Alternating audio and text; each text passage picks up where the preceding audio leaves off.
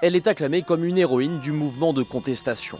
Sonia Sharify, 16 ans, vient d'être libérée sous caution alors qu'elle risquait la peine de mort, tout comme Amir Hossein Rahimi, adolescent de 15 ans qui vient également de sortir de prison. De bonnes nouvelles qui ne signifient pas pour autant un infléchissement du régime. Il s'agit de jouer avec l'opinion publique. C'est un régime qui ne cesse de réprimer et qui croit que par la répression, il peut intimider toute la société. Tout a débuté il y a 3 mois. Massa Amini, étudiante de 22 ans, décède après avoir été arrêtée par la police des mœurs pour le port d'un voile jugé inapproprié.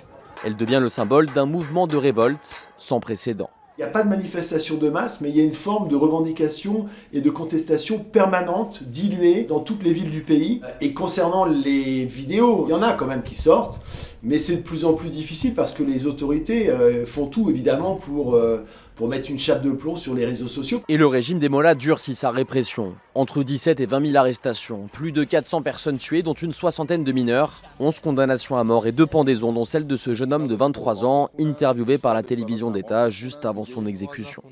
Je ne veux pas qu'on pleure sur ma tombe ou qu'on prie. Je veux juste de la joie. Le régime a annoncé avoir supprimé début décembre la police des mœurs, mais les arrestations liées au port du voile se poursuivent. Un footballeur professionnel iranien a également été condamné à mort. Amir Nasser Azadani, 26 ans, pourrait être pendu dans les prochains jours.